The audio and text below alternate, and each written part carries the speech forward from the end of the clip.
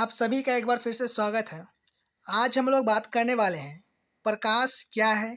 उसके बाद हम लोग प्रकाश क्या है ये जानने के बाद हम बात करेंगे कि किरण क्या है? तो उसके बाद किरण जब हम जान लेंगे, किरण के बारे में संपूर्ण जानकारी, तो फिर जानेंगे किरण पुंज क्या है या फिर प्रकाश पुंज किसे कहते हैं?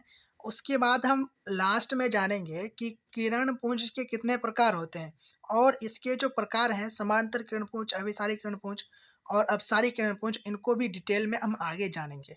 तो वीडियो काफ़ी इम्पोर्टेंट है और ये सभी जो टॉपिक है प्रकाश, किरण पुंज के कितने प्रकार हैं, इनका वर्णन करें, ये सब सवाल 2 नंबर के लिए अक्सर पूछे जाते हैं। तो आप लोगों को वीडियो को शुरू से लेकर लास्ट तक देखें और समझें कि क्या है। और साथ ही साथ मैं आपको एक बात बताना चाहता हूँ कि अगर आप लोग ये वीडियो देख रहे हैं, तो इस तरह से आप इस वीडियो में तो कुछ हार्ड है नहीं याद करने वाला, लेकिन मेरे तरफ से आपको ये रिक्वेस्ट है कि आपको यहाँ पे करना क्या आपको कि एक टॉपिक कंप्लीट होने के बाद, जैसे कि अभी प्रकाश पढ़ेंगे तो प्रकाश जब कंप्लीट हो जाएगा, उसके बाद आपको वीडियो को थोड़ी देर के लिए रुकना है और उसके बाद खुद के लिए मतलब खुद से ही जो बातें समझ में आएगा आपको उसको रिपीट करना है और खुद को ही समझाने का कोशिश करना है। तो उससे आपको ये फ़ायदा होगा कि आपको अभी के अभी ये सब याद हो जाएगा। तो बिना लेट करते हुए स्टार्ट करते हैं। तो यहाँ पे देख सकते हैं प्रकाश क्या है, प्रश्न है। तो प्रकाश जो है वह एक माध्यम है जिसके द्वारा हम किसी वस्तु को देख पाते हैं। यह एक विद्युत चुंबकीय तरंग है। अब इसमें तो कोई ऐसा हार्ड वर्ड है नहीं। तो प्रकाश क्या है? एक माध्यम है जिसके द्वारा हम किसी वस्तु को देख पाते हैं।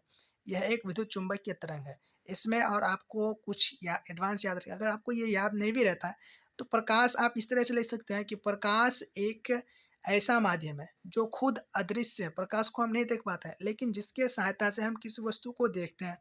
तो ये भी लिख सकते हैं आप। तो ज़रूरी नहीं है कि जो मैं लिखा हूँ डेफिनेशन में वो आप लिखेंगे, लेकिन आपको जो पता है, जो आप समझे हैं वो लिखेंगे आप। उसके बाद यहाँ पे आप प्रकाश से ही रिलेटेड ये पॉइंट देखिए, प्रकाश हमेशा सीधी रेखा में गमन करती है। आप इसमें ऐड भी कर सकते हैं कि प्रकाश एक ऐसा माध्यम है जो हमेशा सीधी रेखा में गमन करती है, ठीक है? प्रकाश हमेशा सीधी रेखा में गमन करती है। उसके बाद यहाँ पे अगला पॉइंट है कि निर्वात में प्रकाश की चाल सबसे अधिक होती है और कितनी होती है? तो थ्री इंटू 10 पर पावर 8 मीटर प्रति सेकेंड होता है निर्वात में प्रकाश की चाल। जो जितना पृथ्वी पर माध्यम है प्रकाश के चलने का, उन सभी माध्यमों में सबसे अधिक जो गति होती है प्रकाश की, तो वो निर्वात में होती है, ठीक है? तो कितना होता है? 3 × 10 पर पावर 8 मीटर प्रति सेकेंड, ठीक है? 1 सेकेंड में इतना मीटर वो प्रकाश तय करता है, तो आपको याद रखना है। उसके बाद बढ़ते हैं अगला पॉइंट। यहाँ पे देख सकते हैं किरण क्या है? तो किरण प्रकाश के चलने के पथ या फिर रास्ता को किरण कहते हैं। काफ़ी इजी इसका डेफिनेशन है। अब इसको आप प्रैक्टिकल इस तरह से समझिए, आपके रूम में अगर कोई बल्ब जल रहा है या फिर बाहर में अगर सूरज दिन है, तो आप निकलिए और देखिए, सूरज को देखिए या फिर बल्ब को देखिए।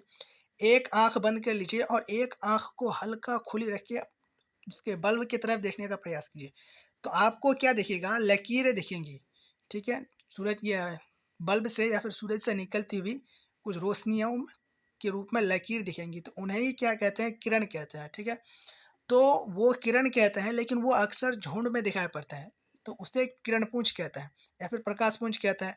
और अगर अकेला दिखे इस टाइप से, एक ही किरण अगर दिखे आपको, तो उसे क्या कहते हैं? सिर्फ किरण कहते हैं। तो बढ़ते हैं किरण पुंज किसे कहते हैं? तो अनेक किरणों के समूह को किरण पुंज कहते हैं। जैसे मैंने आपको बताया, प्रैक्टिकली आप समझ गए कि एक आँख बंद करेंगे जी, तो हमें अनेक के प्रकार के किरणें जो दिखाई पड़ती हैं एक साथ, तो एक साथ जो झुंड होता है उसी झुंड को किरणपुंज कहते हैं। किरणों के झुंड को किरणपुंज कहते हैं, आपको इतना याद रखना है। तो इसमें आप कुछ हार्ड तो नहीं है, बिल्कुल ईज़ी है। अब बात करते हैं कि किरणपुंज या फिर प्रकाशपुंज के कितने प्रकार होते हैं। तो किरणपुंज या फिर प्रकाशपुंज के 3 प्रकार होते हैं: समांतर किरणपुंज, अभिसारी किरणपुंज और अपसारी किरणपुंज। तो समांतर किरणपुंज, अभिसारी किरणपुंज और अपसारी किरणपुंज, इनको हम डिटेल में समझते हैं पहले, उसके बाद फिर आगे बढ़ेंगे। तो यहाँ पे आप समांतर किरणपुंज देख सकते हैं कि समांतर किरणपुंज किसे कहते हैं या फिर क्या समझते हैं। तो जिस किरणपुंज के सभी किरणें समांतर हो उसे समांतर किरणपुंज कहते हैं। तो यहाँ पे देख सकते हैं, आप इसको प्रैक्टिकली फिर से समझिए। बल्ब की तरफ या फिर किसी की तरफ देख, बल्ब की तरफ जिससे रोशनी निकलती है उस तरफ की अगर देख रहे हैं आप, तो अगर आपको किरणें जो है समांतर मतलब सभी एक ही दिशा में और एक ही बराबर रूप से चलता हुआ दिखाई पड़ रहा है, तो वो क्या समांतर किरण पुंज है या फिर प्रकाश पुंज है। तो जिस किरण पुंज के सभी किरणें समांतर हो इस तरीके से, इसमें देख सकते हैं ये एक जगह जाके कभी कटेगा नहीं या फिर मिलेगा नहीं, एक ही गति से एक ही दिशा में चलते रहेगा, तो इसे क्या कहते हैं, समांतर किरण पुंज कहते हैं। उसके बाद अभिसारी किरण पुंज देखते हैं। तो अभिसारी किरण पुंज, जिस किरण पुंज के सभी किरणें एक बिंदु पर मिलती है उसे अभिसारी किरण पुंज कहते हैं।